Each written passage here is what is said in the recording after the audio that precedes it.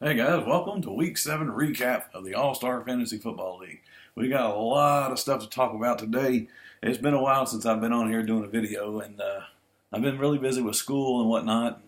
Finally, I'll have my MBA done soon and be able to concentrate, dedicate my time elsewhere. And that's what I want to do, is just do other things. Anyway, Week 7 recap. We're going to start out with the Corn-Fed Fatties and the Buckeye Nation. There were a few lineup questions regarding the Fatties, placing Fournette in the lineup when he was declared out by the Jaguars. That foot injury is really bothering him. Is it foot or hammy? Something like that. It's in his legs, and running backs need legs to run because that's what they do. He was out for the game, so he got a 0 from Fournette. This matchup, he got Cousins. He had him in there Monday night. That was a come from behind victory. Even with Fournette being out, he won. He also had 20 from the Cowboys defense against the Niners. And I don't know, guys, but I would not put the Cowboys defense in anything unless they're playing the Browns or the Niners, which he did. Anyway, I got 19 from Evans. For you, Brian, you got, Cutlet. He got injured. He only got 15 points before he got, left the field. He's gonna be out for a little while. Anyway, Antonio Brown, you got 16 points from him, 13 from Kelsey, 13 from the Vikings. Doesn't matter. On the bench, you had Mack. Mack got you 10 points. You put Mack in there instead of Gio Bernard, you win. It didn't happen. Buckeye Nation left that running back on the bench, riding the pine, if you will. And come from behind win gives the Fatties the come from behind trophy, 103-95, Fatties over Nation. That was a divisional matchup, by the way. Next, we got the Colorado Antlers and the Reapers facing off in this divisional matchup. So, a lot of nothing happened on the field for the Antlers, and I'm seeing nothing. I mean, in the history of our league, being on this website, going back to 2014, this is the lowest score in the history of our fantasy football league. You got to go back to week 3 of last year where the Reapers scored 54 points. 47 was the absolute lowest. 176 is the highest this year for the cake standards, but of course there's a lot of year left. And there's a lot of year left for people to get low scores. 47 points. Let's see how this happened. You got 8 from Mariota, 1 from Montgomery, who's facing rib injuries. You got 3 from Adams, 9 from Fowler, 0 from Vinatieri, -10. -10 from the Bengals. That is just nuts.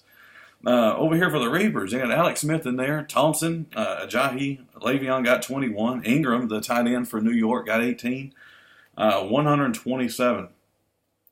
127 for the Reapers. No, it's a good win. It's a good win. A difference of 80 points brings us to the big win of the week. And the low score win, or low score, not win. He didn't win nothing but the trophy for low score. So let's have a little bit of time management here for the Antlers over the next couple of weeks.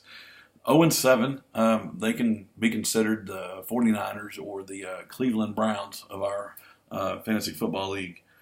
Anyway, 127-47. That's the win for the Reapers. Congrats to you, Mike. Next, we have the Texas Cake Standers and the Fairway Flyers. Me versus Jonathan. I had a lot of stuff going on. I had Prescott in there for 35, Zeke for 40. That's combined 75 points. It's more than the Antlers had for the whole team. I only had one person that was in single digits, and that was Derrick Henry, because I thought with DeMarco being out, not being used the second half last week, and Henry really doing good things for the Titans, I thought put Henry in. But he only got 4 points. He was underused during the game. He really was. And when he was trying to run, the Titans, I don't know if he just read the blocks wrong or what, but he was getting tackled in the backfield a lot. Anyway, for the Fairway Flyers, Carson Wentz had an awesome Monday night score. Carson Wentz, guys, second season, he's really doing well. We had LaShawn McCoy, Jarvis Landry, who did good for the Dolphins. He's been non-existent pretty much for the first part of the year. The Steelers' defense got you 22 points there, Jonathan. But 150, how could you have done better? You could have beat me. You could have. You had Howard, the tight end. You could have played him over Gronk. Nobody would do that. Forte, you could have put Forte in for Deion Lewis. Forte got you 13. And the Chargers defense going against Denver. I wouldn't have played them either. but they got 33 points, and those three slots would have got you the win. But it didn't happen. I won by 26 points. I got the most point score of the week, 176, 150. Who would have thought that the Chargers would have blanked the Broncos? It's crazy. And this tight end Howard, I don't know who he is. Does he play for the Redskins? Anyway, doesn't matter. That's it for that game. Next matchup is another divisional matchup between the Big Blue World Champs and the Death by Taxes. Big Blue is not having a dominating year as we've seen him have. He's had a few underperforming players, and that's what happened in this game. Howard got you 6. Larry Fitz got you 5. Demarius got you 2. Dixon's been a good tight end for the Panthers this year. He only got you 4. Russell Wilson he got you 32 points. That's a third of your score right there. For Dave here, he got 18 from Matt Ryan, 24 from Gurley. Julio, oh my gosh, we got a Julio sighting, guys. Julio hasn't done much of anything this year, and he got 24 points there for Death by Taxes. And the Jaguars defense, oh my gosh, that's a surprise this year. The Jaguars defense and what they're doing to teams, I can't believe it. They used to be the armpit of the AFC, and here they are doing good stuff. Nothing that you could have done on your bench, Jeremy, to get this win. It was just underperforming of players. It happens. It happens to the best of them. 135-94 is the win there. No trophies to give out in this matchup. Last but not least, we have the Copperheads and Hooligans. This game was close all weekend long. And going into Monday night, Rodney was ready. He was ready. Yeah, LeGarrette Blount, Nelson Aguilar, especially with Carson Wentz doing good this year. LeGarrette Blount's doing okay for the Eagles, but he could be doing better. They could use him a lot more. Anyway, it's come down to that, and just a stupid decision on the field. Real time playing during the Deadskin Eagles game, it costed the Copperheads the win.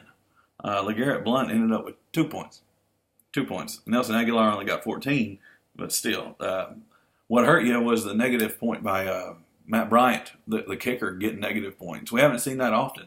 -1 for that. You had 24 from Doug Baldwin, 19 from Tom Brady. For Chris, you got Breeze in there. Isaiah Crowell, he had 10 points. I can't believe he actually got double digits. Safarian Jenkins, McKinnon, Thalen. Anyway, 94-94 was the score for this one. But the tiebreaker goes to the quarterback, or you get to select a quarterback on who you want to go up for if a tiebreaker happened. And he had Breeze and Rodney had Brady. Breeze got 21, Brady had 19. Therefore, the Hooligans get the win. This is the close game of the week. Rodney, you could have put Tyreek Hill in there. Tyreek Hill for the Chiefs has been killing it. Yeah, he would have won. He would have won you the game. 94-94 goes to the Hooligans. Standings, guys. NFC, we got the Fatties at 6-1, the Reapers at 4-3, the Buckeye Nation at 3-4, the Fairway Flyers 2-5, and the Antlers or 49ers or Browns at 0-7. In the AFC, we have the Death by Texas at 6-1, the Keg Standers at 4-3, with the Copperheads at 4-3, and Big Blue at 4-3. A three-way tie for second. And the Hooligans bringing up the bottom there at 2-5. Bench points for the week. 203 for Death by Taxes, 203 points, and he scored 135. That's ridiculous. Anyway, this wraps it up, guys. Sorry I've been non-existent the last 4 to 6 weeks, but I'll get back in there. Get your lineups in. We're in the thick of it for bye weeks. A lot of buys happening. A lot of players that got injured. I can't believe that. Or you can believe it, but bye weeks they're with us right now. So. Guys, get ready. Everybody has a chance to make the playoffs right now. Get your lineups in, and good luck in week 8.